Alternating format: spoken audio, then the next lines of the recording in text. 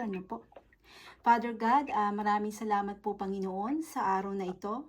Maraming salamat sa buhay ng aking kapatid na si Sister Lisa at si Sister Susan, Panginoon. Maraming salamat sa panibagong week na ibinigay niyo po sa amin, Panginoon, sa panibagong hangin na ipinalalasap niyo sa amin, Panginoon. Naway gamitin niyo po kami, Panginoon, sa week na ito, Panginoon, sa aming pamilya, sa aming mga kaibigan, sa aming mga makasasalamuha pa, Panginoon.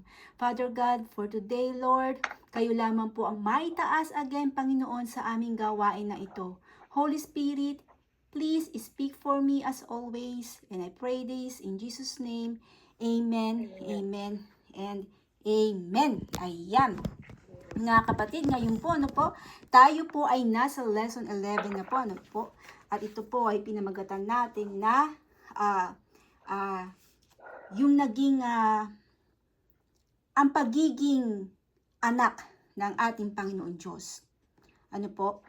Kung paano tayo magiging anak muli ng ating Panginoon Diyos. Amen? At ang passage po, or ang key text natin for today ay tatlo. Ano po? Sa Book of John, sa Book of Romans, at sa Book of Galatians. Ano po?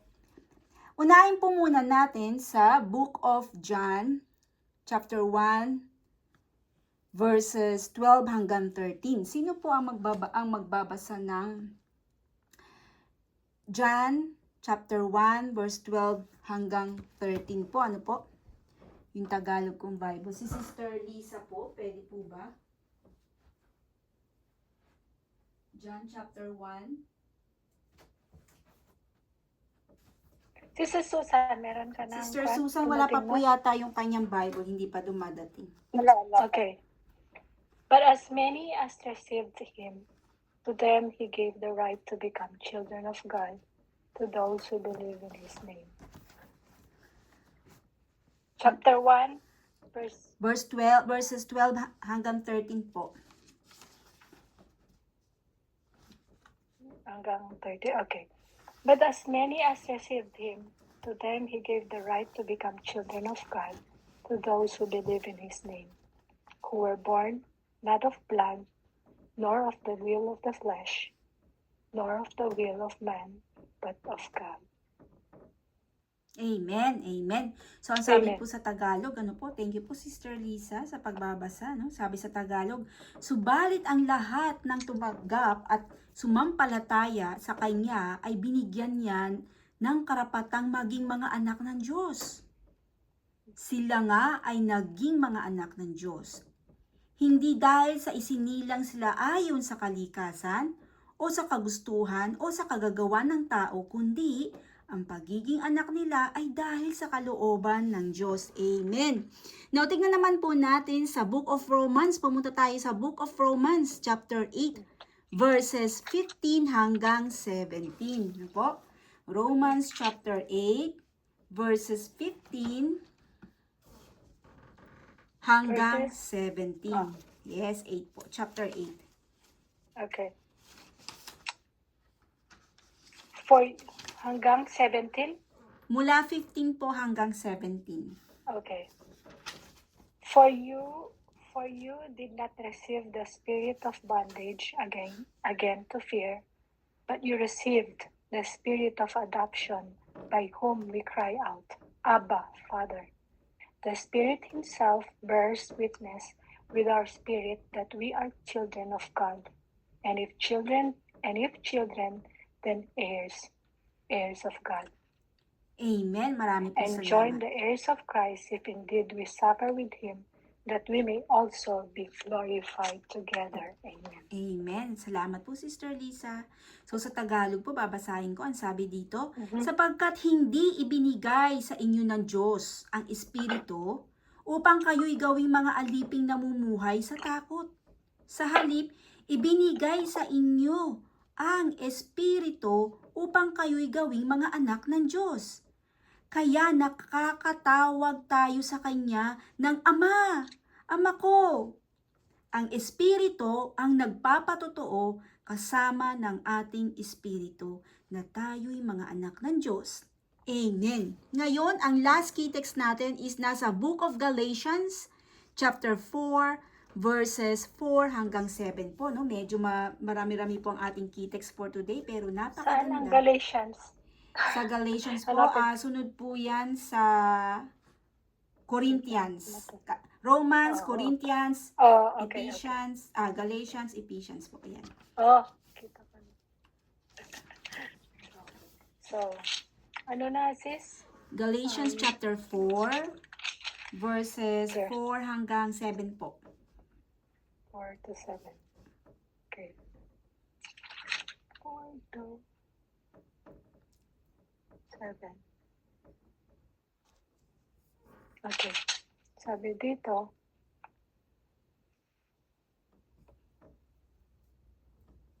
but when the fullness of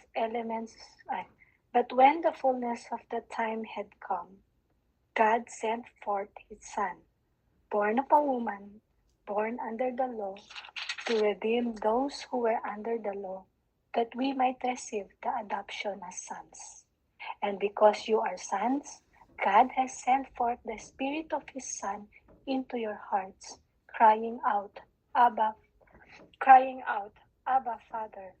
Therefore, you are no longer a slave, but a son. And if a son, then an heir of God through Christ. Amen. Marami pong salamat. Ano po? Sabi sa Tagalog, ngunit nang sumapit ang takdang panahon, isinugo ng Diyos ang kanyang anak. Isinilang siya ng isang babae at namuhay sa ilalim ng kautusan. Upang palayain ang mga nasa ilalim ng kautusan, sa gayon tayo'y maibibilang sa mga anak ng Diyos. At upang patunayan na kayo'y mga anak ng Diyos, isinugo niya ang Espiritu sa kanyang anak, sa ating mga puso. At nang sa gayon ay makakatawag tayo sa Diyos ng Ama, Ama ko. Hindi na kayo alipin, kundi anak. At dahil kayo ay anak, kayo ay ginawa rin ng Diyos bilang mga takapagmana niya. Amen. Purihin po ang salita ng Diyos at maraming salamat, O Lord, sa iyong kabutihan dahil itinuring niyo po kami inyong anak muli at kami ay inyong tagapagmana. We are the heir of God. Amen. So, mga kapatid, no, salamat po sa pagbabasa, Sister Lisa. Lahat tayo, hindi po ba, no, natural na naghahanap ng belongingness, no po, sa pamilya, no po, sa barkada, no po, o kahit online, ano po, online. Gusto natin ng identity at acceptance, hindi po ba? Pero, paano kung sabihin ko sa inyo, mga kapatid, na sa pamamagitan ni Jesus Christ, hindi ka lang tinanggap, hindi lang po tayo tinanggap. Tayo po ay ginawa pang anak ng Diyos. Amen. Salamat po sa kabutihan ng Diyos. Hindi ito yung feeling lang, ano po?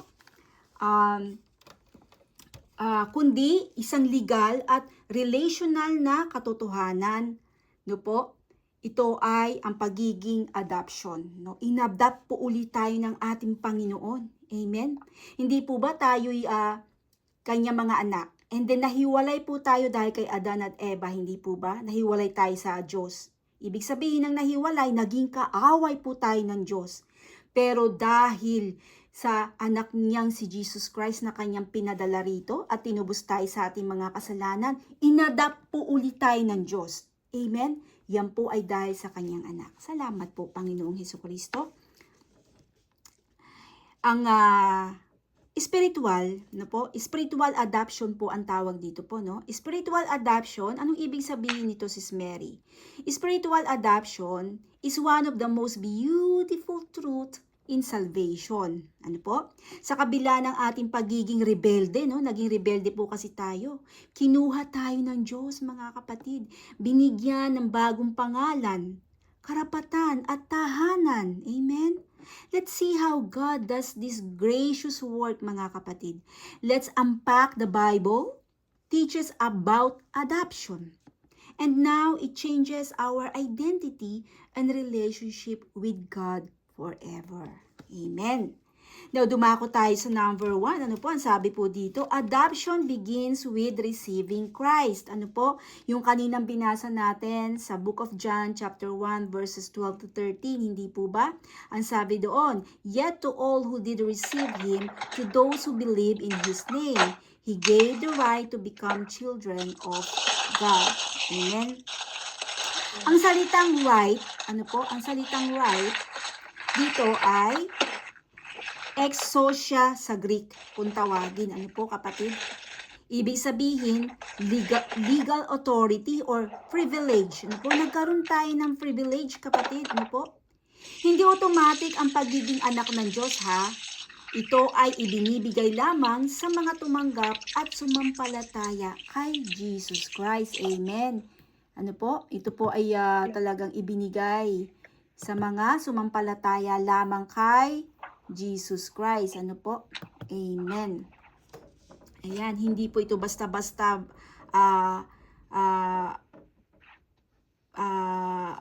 automatic na yung pagiging o anak ka na ni Lord. Hindi po pwede yun. Hindi pwede yun. Kung hindi ka naman nananampalataya, abay hindi ka anak ng Diyos. Amen? Ito raw po ay ibinigay lamang, ang karapatang ito, yung privilege na ito ay binigay sa ating mga believers. Amen?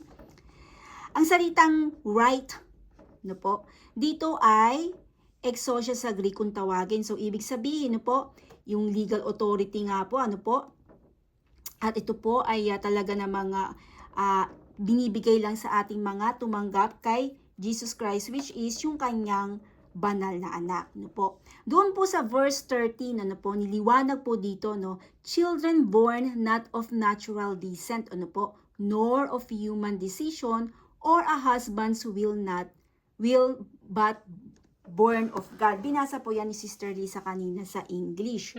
Ano po? So, ano pong ibig sabihin nito, Sister Mary? Napakalalim naman. Ito pang ibig sabihin nito. Ano po? Ang ibig sabihin nito, ang pagiging anak ng Diyos ay hindi galing sa lahi.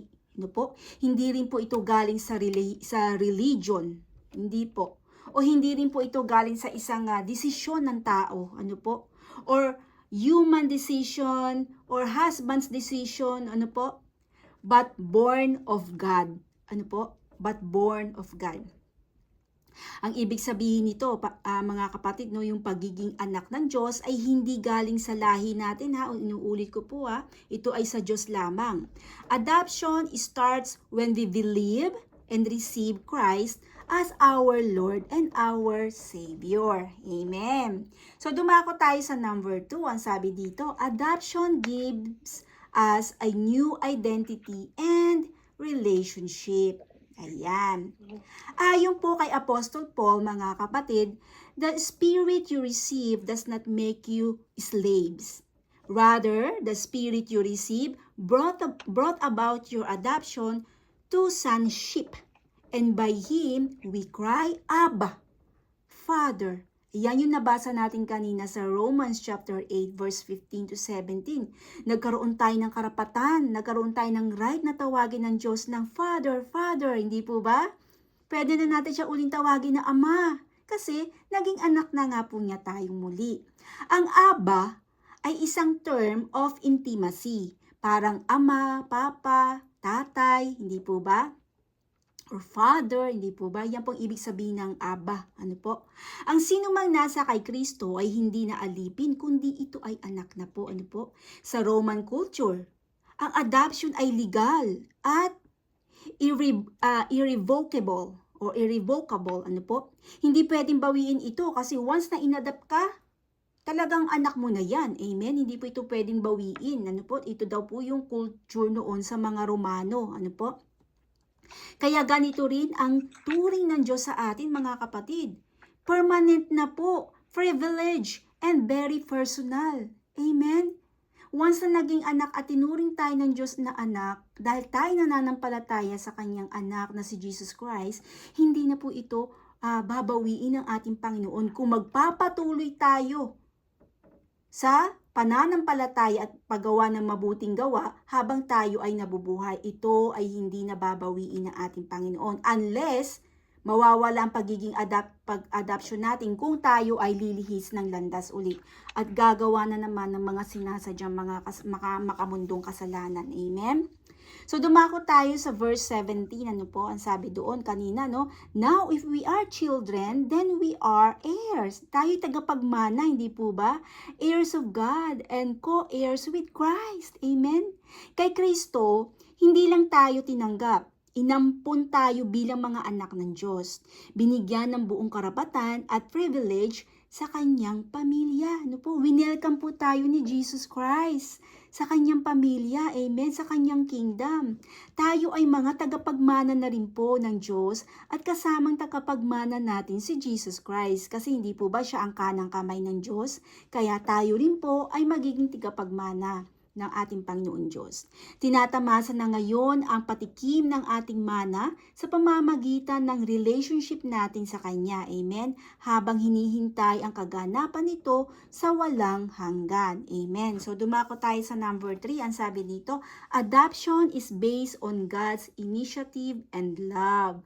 Sabi po ni Apostol Paul, mga kapatid, yung binasa natin kanina sa Book of Galatians, chapter 4, verses 4 to 7, but when the set time had fully come, God sent His Son to redeem those under the law, that we might receive adoption to sonship. So, dalawang bagay ang ginawa ng Diyos dito, mga kapatid, ha? Redemption. Ano po yung redemption? Pagbili mula sa pagkakaalipin natin sa kasalanan, hindi po ba natalakay natin ito noong nakaraan? Binili tayo ni Jesus Christ. Amen? Adoption. Pagsama sa pamilya, isinama tayo. Itinuring tayo ng Diyos bilang kanyang pamilya, even ni Jesus Christ. Amen? This shows that adoption is not an accident or last-minute decision. It was part of God's perfect plan. Malinaw na ito daw po ay hindi aksidente. Kaya nga po lagi natin sinasabi, di po ba Sister Susan, kaya ka nandito kasi walang aksidente sa Panginoon Diyos. Sister Lisa, kaya ka nandito, walang aksidente sa Panginoon Diyos. Sis Mary, kaya mo sila nakilala kasi walang aksidente sa Panginoon Diyos na tayo pinagtagpo-tagpo. Ito ay plinano ng ating Panginoon Diyos. Ganun din po yung pag-a-adapt niya sa atin na hindi po ito aksidente. Ito po ay plinano ng ating mahal na Diyos Ama. Amen? Napakabuti ng Diyos. Ano po? Purihin siya. Now, dumako tayo sa verse 6. Ang sabi po dito, because you are His sons, God sent the Spirit of His Son into our hearts. The Spirit who calls out, Abba, or Father. This means adoption is not just legal, it's relational. We now have access and intimacy with the Father because of the Spirit in us. Napakalalim po nito, no? Ang sabi dito, ang adoption ay hindi lang daw po basta-basta yung legal, no? It's not just a legal, no? It's a relational. Ito ay may relationship na tayo sa Panginoon Diyos. Amen? And we now have access. Meron na tayong direct access sa Diyos Ama. Yun ay sa pamamagitan ng pagkakaroon natin ng intimacy, no? Ng pagmamahal, ng pananampalataya sa kanyang anak na si Jesus Christ. Kaya, at yung nananahan sa atin na spirit, no? Yung God's spirit, godly spirit, I mean. Amen? Kaya nagkaroon na tayo ng access, direct, nagkaroon ng signal, no? Hindi na natin kailangan dumaan sa mga pari, no po? O pumatay pa ng mga tupa. Hindi na po. Kasi si Jesus Christ na yung ating perfect sacrifice. Pinunit na yung curtain doon sa Old Testament, sa New Testament, yung namatay si Jesus Christ, hindi po ba? Napunit yung curtain mula pataas pa baba. Ibig sabihin ng curtain na yun, ng pagkakapunit, nahati na, no? Nabuksan na ang access natin. Nagkaroon na tayo ng access patungo sa ating Panginoon Diyos. Yun po ang ibig sabihin nung nahati yung curtain na yun, nung namatay si Jesus Christ sa cross. Mababasa niyo po yan kapag kayo nag-start magbasa ng Book of Matthew or the 4 Gospels. Ano po? Ayan. Napakaganda po, ano po. So, dumako na po tayo sa application. What are we going to do, mga kapatid? Number 1, ang sabi po dito, live as God's child. Ano po? Bilang anak ng Diyos, mga kapatid, hindi na tayo nakatali sa nakaraan. Hindi na tayo nakatali sa ating mga kasalanan. Ano po? Sa mga pagkakamali natin nung una, ano po? Sa o sa panlilin lang ng kaaway na si Loser. Ayoko pong banggitin yung kanyang pangalan. Alam niyo na po kung sino yung tinutukoy ko. Ano po? Sabi sa Book of Romans, chapter 8, verse 15, ang sabi doon, hindi na tayo tumanggap ng espiritu ng pagkakaalipin para matakot, kundi espiritu ng pag-aampon. Kaya't malaya tayong tumawag sa Diyos bilang Ama or Tatay or Father or Aba. Ano po? Hindi na tayo alipin ng takot or guilt. Ano po? Dahil, bakit po? Pinatawad na tayo at pinalaya na tayo ni Jesus Christ dahil sa kanyang pagkamatay at muli niyang pagkabuhay sa krus. Amen? Meron tayong access sa Ama. Uulitin ko po. Makikita rin po yan sa Hebrew chapter 4 verse 16. Ano po? Hebrew chapter 4 verse 16. Tignan ko po yung Hebrew chapter 4 verse 16, ano po? Maganda yung basahin natin, no? Akala ko. Hebrew chapter 4 verse 16, ano po? Ang sabi po dito. Ako na, ano sis? Hebrew chapter 4 verse 16 po. Okay. Sabi dito, Let us therefore come boldly to the throne of grace, that we may obtain mercy and find grace to help in time of need. Amen. Salamat Amen. po. Salamat po, Sister Lisa. Babasahin ko po sa Tagalog. Ang sabi dito, kaya't huwag tayong mag-atubiling lumapit sa trono ng mahabaging Diyos upang makamtan natin ang habag at kalinga sa panahon ng ating pangangailangan. Amen. Amen. At ang sabi naman, di po ba yun ang sinabi doon, ano po, kaya karapatan bilang tagapagmana, yan daw po yung karapatan natin mga anak ng Diyos bilang tagapagmana. Amen. Salamat sa Diyos, ano po, sa Romans 8:17, yung nabasa natin kanina, no, yung at katiyakan ng kanyang pag-ibig, ano po, sa 1 John 3:1, basahin natin sa 1 John 3:1, ano po, 1 John. Okay. 1 John 3:1.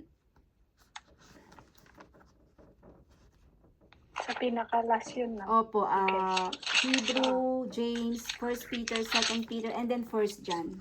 Okay. Behold what manner of love the Father has bestowed on us, that we should be called children of God. Amen. Amen. Ang ganda. Ano po? Salamat. Ito daw po sa Tagalog. Tingnan nyo kung gaano kalaki ang pag-ibig sa atin ng Ama. Tinatawag niya tayong mga anak ng Diyos. At iyan nga ang totoo. Ito ang dahilan kung bakit hindi tayo nakikilala ng mga makasanlibutan. Amen? Hindi nila kinikilala ang Diyos. Kasi po ang mga worldly pa po, yung mga hindi pa po nagkakaroon ng relationship, ay talagang hindi po talaga sila nakakakilala, no? At talagang wala silang pagkakakilanlan sa ating Panginoon Diyos. Hindi po katulad natin. Kaya wag po tayong hihinto na ibahagi ang good news sa kanila. Ano po? Kaya para naman sa ating mga mananampalataya, dapat mamuhay tayo ng may kumpiyansa. Ano po? Pagsunod at tiwala sa Kanya. Hindi bilang alipin na, hindi na po tayo alipin ng Diyos. Hindi po tayo alipin, kundi bilang tunay na anak na may mana at kalayaan kay Kristo. Hindi po tayo ng Diyos itinuturing na alipin niya. Tayo po ay itinuturing niyang mga anak. Hindi po ba napakabuti po talaga ng Diyos, ano po? Talagang hindi niya tayo tinuring na alipin lang, kundi anak. Amen? At meron tayong kabahagi sa kanyang kaharian kasi tinawag na tayong we are the heir, no? Tagapagmana. Amen. Number 2, ang sabi dito sa application natin, enjoy God's intimacy. Ayan. Bilang mga anak ng Diyos, mga kapatid, no po, iniimbitahan tayo na lumapit sa Kanya hindi bilang isang malayong hari, kasi hari natin siya, hindi po ba? Kundi bilang mapagmahal na Ama. Amen? Sabi sa Hebrew 4:16, maaari tayong lumapit na may confidence sa trono ng biyaya dahil kay Kristo. So, anong ibig sabihin nito, Sis Mary? Ibig sabihin, wala nang hadlang sa pagitan natin at ng Diyos, hindi po ba? Wala nang hadlang, nahati na ang curtain. Amen? Maaari tayong magsalita sa Kanya ng tapat, direct. Kahit nasa saan ka, everywhere you go, everywhere you are. Kahit nasa labas ka, kalsada, driving, or what are you doing, ano po, whatever you do, we can talk to Him direct, magbukas ng damdamin, no? Buksan natin ang puso natin kasi yan talaga ang gusto sa atin ng Panginoon Diyos, only our hearts, yung pagmamahal natin sa Kanya. At magtiwala tayo sa Kanya na siya'y laging handang makinig. Nakikinig po kasi ang ating Panginoon Diyos. Pinakikinggan niya lahat ng ating mga hinihiling. Amen? Yung ating mga hinanaing. He sees you. He hears you. Kaya magtiwala tayo sa Kanya dahil siya ay mapagmahal na Diyos. Amen? Kapag nauunawaan natin ang pagiging anak, natututo tayong manalangin, hindi po ba? At yung panalangin po yun po yung pakikipag-usap natin sa Diyos. Amen? Natututo tayong manalangin ng may kumpiyansa at kalayaan. Natututo tayong manalangin ng may kasamang pasasalamat. Ino-honor natin siya. Hindi para manipulahin ang Diyos, kundi para maranasan ang kanyang presensya, yung kanyang gabay, at pag-ibig sa atin araw-araw. Amen? Ang relasyon natin sa Ama ay hindi lang formal o pang Sunday lang. Sunday service sa church, Hindi lang po pang Sunday. And then paglabas natin ng church, and then pag dumating na yung Monday, wala na tayong intimate relationship sa Kanya. Nakalimutan na natin siya, hindi po ba? Kaya tinawag na hindi lang daw po pang Sunday. Hindi lang daw po pang formal or naka-formal kang damit. Doon lang kayo may relasyon sa Ama, hindi po, Ito ay personal, malapit at puno ng kagalakan sa piling niya. Kaya ang pagiging mananampalataya or ang pagiging Kristiyano or believers ay hindi lamang po every Sunday, kundi from Sunday through Saturday. Ibig sabihin, araw-araw. Araw-araw. So, dumako tayo sa number 3. Embrace your identity. Hindi na ikaw ang luma mong pagkatao, Sister Lisa. Hindi na ikaw ang luma mong pagkatao, Sister Susan. Dalhin ang pangalan ng ating Panginoon Diyos nang may dangal sa araw-araw mong buhay. You are now loved. Hindi na ikaw ang luma mong pagkatao. Hinubad na yan ng ating Panginoong Diyos. Dinamitan na tayo ni Jesus Christ ng napakaputing linen as white as snow. You are now loved, accepted, and secured. Secured na tayo. Meron na tayong kaligtasan. Bakit? Nananampalataya tayo at nagtitiwala at gumagawa tayo ng kanyang ikalulugod or sa kanyang ikalulugod. Amen? Kaya now we have our new identity. Hindi po ba tayo nagagalak na tinatawag tayo ng Diyos na anak, Lisa? Anak, Susan, lumapit ka. Diba? Pero anong ginagawa ni Satan? Ang tawag sa atin ni loser, Yung tingin niya sa atin, yung old identity pa natin, halimbawa ako. Ikaw na malditang Mary Grace. Diba? Ganon si Satan, hindi po ba ganon si loser Palagi niya tayong kinokondemn. Pero dito, sa ating Panginoon Diyos, there is no condemnation. Hindi tayo kinokonvict ng Diyos. Kaya pinatawad na niya tayo. Mas naglulugod siya kapag lumalapit sa kanya yung mga anak na nahiwalay sa kanya, yung mga nag-rebellious. Talagang parang sa prodigal son, yung kwento sa prodigal son, mababasa niyo rin po yan sa Bible, nasa Bible po yan. Na talagang tinanggap ng Diyos yung naligaw niyang anak. Anak, halika, bumalik ka. Natutuwa ako, nalulugod ako sa iyo. Bihisan nga ito ng magandang damit. Ganun po ang Diyos, pero si Satan, po ang kanya sa kanya? Ay, nako, ikaw. Sis Mary, ikaw. Ay, maldita ka naman, hindi ka patatawarin ng Diyos, hindi ka dyan bagay, nagba-Bible study ka pa. Ganyan si Satan kinokondem tayo, pero ang Diyos hindi, binigyan tayo ng new identity and we must embrace our new identity. We are loved by God, we are accepted by God, and we are secured, and we are the heirs of God. Amen? Ngayon dumako tayo sa last application. Ang sabi dito, honor the family name. Ayan honor the family name. Bilang anak ng Diyos, mga kapatid, dalhin ang pangalan niya na may dangal sa araw-araw nating pamumuhay. Spiritual adoption is a gift from God. Sa halip na matiling dayuhan at alipin, ginawa tayong anak ng Diyos. May karapatan, pagmamahal at mana tayo na matatanggap. This is not based on our effort, but on God's grace through Christ. Hindi po natin ito pinaghirapan, kaya wala tayong may pagmamalaki. Ito po ay binigay sa atin na we are not deserve this. We don't deserve this actually. But God, in God's grace, on His mercy, naawa siya sa atin, tayo ay kanyang inampun. Tayo ay nagkaroon ng kapatawaran sa pamamagitan ni Jesus Christ. Kaya huwag nating sayangin mga kapatid ang ating identity ngayon bilang anak ng Diyos. Huwag tayong mamuhay na parang ulila. Amen?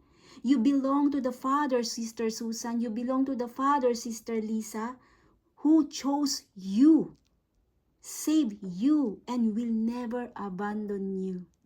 Amen? Sinabi ng Diyos yan. I will never abandon you. Napakabuti ng Diyos. Kaya naman ngayon, i-honor natin yung kanyang pangalan sa pamamagitan ng ating pamumuhay, sa pamamagitan ng ating pagsasalita, sa pamamagitan ng ating pagkilos, pag-iisip, at sa pamamagitan ng ating pagtrato sa kapwa-tao. Amen. Diyan nila makikita kung anong meron Diyos na meron tayo. Kapag nakita niyang mga unbelievers na yung mga Kristiyano ay, wow, grabe naman ang babait ng mga Kristiyanong ito. Ano talagang, sino kaya ang kanilang Diyos? Bakit kaya kahit na inaapi na namin sila, hindi pa rin sila nagagalit? Ano? Maku-curious sila eh. Magkakaroon sila ng curious eh. Pero kapag alam ng mga unbeliever na tayo Kristiyano, pero ang pinapamuhay natin ay hindi makabanal or hindi pagiging Christian, syempre mapapaisip sila, ay ano ba yan? Kristiyano ba yan? Ano bang klaseng Diyos ang kanilang sinasamba? Bakit ganyan ang kanilang pag-uugali? Ugaling Satan yan. Hindi po ba? Kasi yung identity ni Satan ang nakikita sa tao eh. Hindi yung identity ng Diyos. Kaya tayo po bilang mananampalataya, bilang believers at nag-aaral ng Word of God, kailangan maghingi po tayo talaga kay Holy Spirit ng guidance para maipamuhay natin araw-araw yung pangbanal, yung pang-kingdom na pag-uugali habang nandito pa tayo sa makamundong makasalanan. Amen? Kasi kapag nasa langit tayo, yung pong ipamumuhay natin yung kingdom, kaya dito pa lang i-practice na natin yun. Yung godly perspective. Amen? Yung makabanal. Amen? Maraming salamat po. Kaya panindigan natin yung tinatawag ng Diyos na tayo ay tinawag niyang anak. He adopted us. At maraming salamat sa inyong pakikinig at alam kong nalulugod ang Diyos. Nandito siya sa presensya natin. Sabi nga po, no, isa o dalawa ang magtipon na sa aking presensya, ako ay kasama ninyo. Kaya imagine ninyo na lagi natin kasama ang Panginoon Diyos sa tuwing tayo ay pinag-uusapan natin siya, pinagchichismisan natin siya. Amen? Natutuwa po ang Diyos. Kaya marami pong salamat. Sige, mag-close prayer po muna ako saglit and then free na po kayo mag-insight and reflection.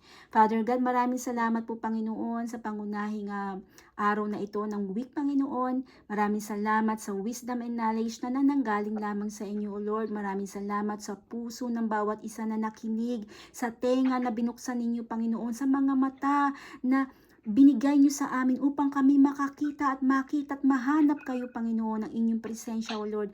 Maraming salamat, Lord. Tulungan niyo po kami, Panginoon, na maipamuhay namin ang inyong mga salita sa araw-araw, Panginoon, na sa ganoon kami po ay maging ilaw at asin para sa lahat, O Lord. Help us, O Holy Spirit, kasi hindi po namin ito kaya.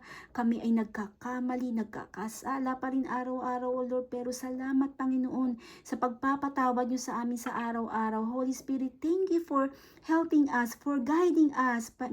And nagpapasalamat kami dahil nagkakaroon kami agad ng conviction kapag kami nakakagawa ng mga kasalanan hindi namin sinasadya, Panginoon. Father God, napakarumi na po ng mundo ng aming ginagalawan ngayon. Kaliwat kanan, mga corruption, Panginoon, at kung ano-ano pa mga masasamang lumalabas sa mundo na pinapauso ng mundo, Panginoon. Idinadalain ko po, Lord, ang aming mga anak, Panginoon, anak ni Sister Susan, anak ni Sister Lisa, anak ko, Panginoon, na ilayo niyo po sila sa mga makamundong pinapauso nila, Panginoon. Huwag niyo pong hahayaan na ang aming mga anak ay maging katulad ng mga pinapauso ng mundo, Panginoon. Father God, ilayo niyo po sila, O Lord. Ilayo niyo po ang aming mga anak sa ganun, Panginoon. Kayo po ang maggabay sa kanila, Panginoon, patungo sa inyo, Lord. Diligan niyo po ang mga seeds na itinatanim namin sa kanilang mga puso, Panginoon. Dahil kapag kayo ang nagdilig nito, ito ay lalago at lalago, Panginoon, at mamumunga, Panginoon, sa mga next generation, Panginoon. Father God, maraming salamat sa pinag-aralan namin ngayon at sa araw na ito, Panginoon. Ang lahat po ng aking idinadalangin, Panginoon, ay idinadalangin ko sa pamamagitan ng inyong anak na si Jesus Christ, ang aming tagapagligtas, ang aming Panginoon. Amen, amen, and amen, and amen. Okay, go ahead na po. Meron po ba kayong insight, reflection, mga kapatid? Ako po'y mag-mute na.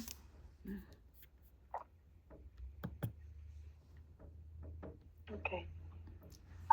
Sino? Ako muna? Si Susan o ikaw? Parang yung insight ko dito is parang in real life din. Parang sa aming magkakapatid, di ba, 9 kami eh. So, ako yung pangatlong bunso, namatay yung isa, so pangalawang bunso na lang. Nung bata, yung mga bata kami, mga high school ko nun. So, dalawa kaming babae, tapos puro mga lalaki. Lahat naman, sabi ni mama tsaka papa, lahat naman kami, sabi ni ng papa ko, lahat kami pantay-pantay na love. Pero, ako lang, at yung ate ko yung malapit. Yung parang, if we ask something, directly sa kanya, yung parang pupunasan ko yung likod niya, or kaya, kunyari, hindi naman kunyari, tutulong ako na ihanda yung uniform niya, yung di ba, police nga yung dad ko dati, papa ko, i-prepare yung uniform niya, basta parang pinagsisilbihan ko siya. So, yung mga kapatid ko, sinasabi nila favorite ako, pero hindi naman talaga. Yung mga kapatid ko, pag may inaas sila, sinasabi muna nila sa mama ko. Tapos si mama ko magsasabi kay papa, yung parang ganun. Hindi, nahihiya sila. Wala silang parang direct relationship na, lahat kami, laging tinatanong ko, sino ang love mo? Sabi ko kay papa, lahat kayo, pantay-pantay kong love. Pero yung bakit sinasabi ng mga kapatid ko, kasi yun yung nakikita. Pero in Kwan, meron din yung mga pasaway. Kasi kung pasaway ka, laling naiinis sa'yo. Yung father, si God, di ba? Kung nagiging pasaway ka, naiinis siya. Pero love ka pa rin niya. Andun pa rin yung love niya. Inaantay niya lang na lumapit ka sa kanya. Kaya minsan, inaayaan niya tayong ma-stumble. Diba? Hindi yung aakuin niya agad tayo, yung parang ganun. Inaayaan niya muna tayong masaktan para lalapit din sa kanya. Amen. Para lumapit din tayo sa kanya. Amen. Para lang humingi ng patulong, yung iiyak tayo sa kanya. Yun yung sa kay God. Lahat tayo, mahal niya tayo, pantay-pantay. Lahat binibigay naman niya yung hiling natin. Yung mga kapatid ko, hindi kasi sila humihiling diretso. So, hindi niya alam. Yung parang, pero kung may direct, since tayo, may direct relationship na tayo kay God, kay Almighty God, through Jesus Christ. So, hiling lang tayo kay Jesus Christ. Kung ano hiling natin kay Jesus Christ, whatever we ask, ibibigay ni God. Diba? Kasi, lahat tayo, mahal niya tayo equally. Ang inaantay niya lang sa atin is yung ipakita nating love natin siya, manampalataya tayo sa kanya, and lagi niya tayong winawatch din. Tapos nagiging proud din siya every time we do something good. Kung nafe-feel mo na proud ka sa ginawa mo deep inside, hindi yung humble ka, pero deep inside proud ka, sinasabi mo, thank God, nagawa ko ito, hindi dahil sa aking sarili, kundi dahil direction niyo ito, kinalabit niyo ako, sinabihan niyo ako na ito dapat ang gawin ko, and lahat ng ito to glorify you. Ganun. And pag natutuwa si God sa'yo, the blessings will pour upon you. Lagi ka nang wina-watch, lagi niyang parang andun lang siya sa'yo, and binibigyan ka ng warning. sa mga bagay na alam niyang makakasama sa'yo, gano'n. Parang may mga signs siyang bibigay. Pero lahat-lahat, all in all, mahal niya tayong lahat. We just have to draw ourselves closer to Him. Yun, gumawa ng mabuti, wag gawin yung mga masama na ayaw niya, wag maging pasaway, ganun ba? Kasi kung pasaway ka parang nadidismaya din siya ba't nagiging pasaway ka? Parang ganun. Oo. Pero kaya ganun, as much as possible, iwasan natin magkasala. Kung magkasala man tayo, humingi ng tawad kaagad at kasabay ng pagpapatawad, nandun yung sincerity natin na wag na natin uulitin. Amen. Yun lang. The true repentance. Yes, application. lahat tayo, Application. mahal ng Diyos equally. In-open na nga niya, binigay na nga niya si God sa atin. He adapt us Si all. Jesus Christ, yeah. Si Jesus Christ. In-open ni God na, binigay niya si Son niya. In-adapt tayong lahat. So may direct na tayong sabi mo nga no need na magpakabit ka ng wifi o mga ganon. Yes. Direct lang, you can talk Direct. directly to God. Before, dati nung sa Old Testament, yung magkakatay ka ng first na anak na lalaki. Tapos may mga pari, may pari, may pari doon na papasok sa temple. Yes. Ganon. Sila lang, pwede. Pero ngayon, parang andun na tayo, meron na everyone tayong have access. Kaya everyone is invited. Yes. Amen. Everyone is welcome. Amen. Maraming salamat. We just have to give ourselves worthy to God. Amen. Yun lang po. Amen. Salamat. Iniisang ka. Salamat. Amen. Si Sister Susan naman natin.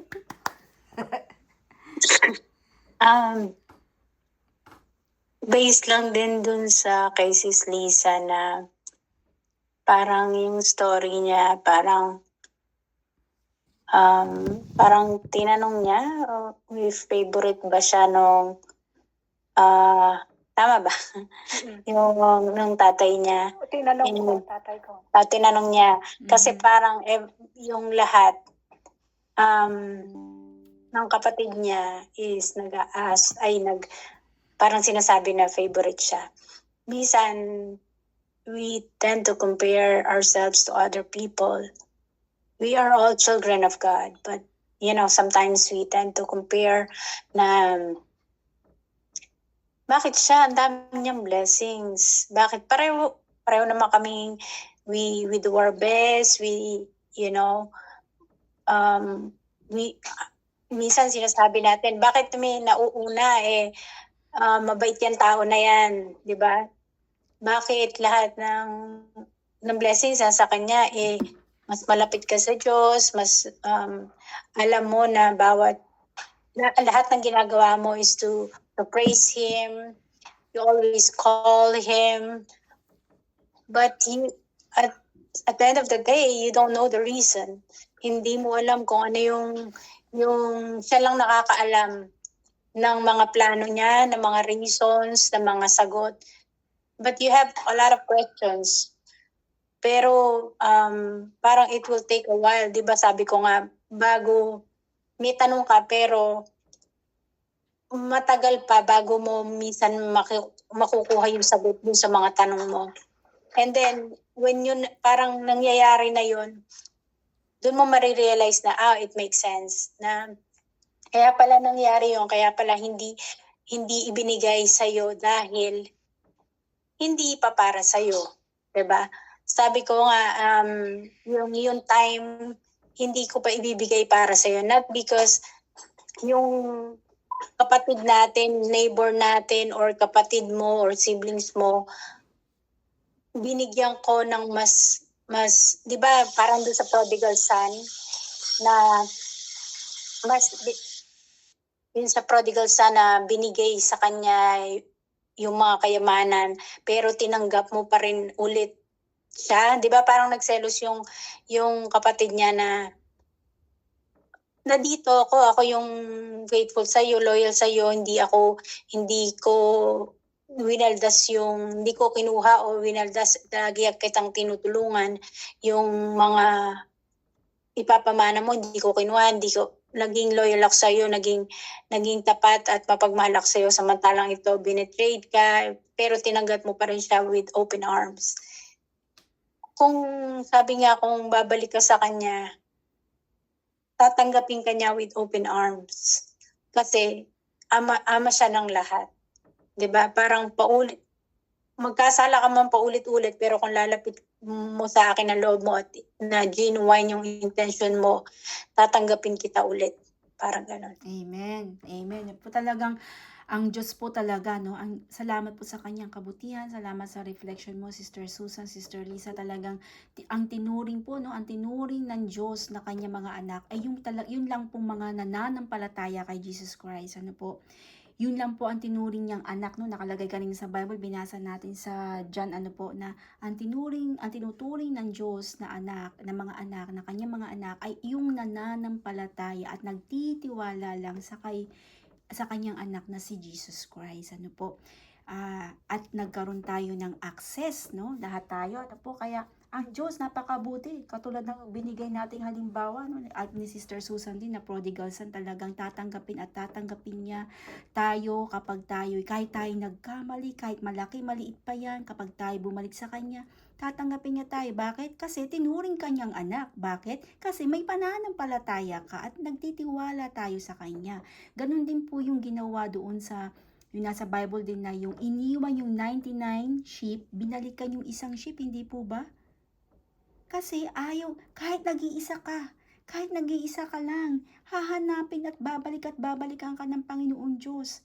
No? Huwag ka lang maligaw. Ganun niya tayo kamahal na handa niyang iwanan itong nandito na napakarami.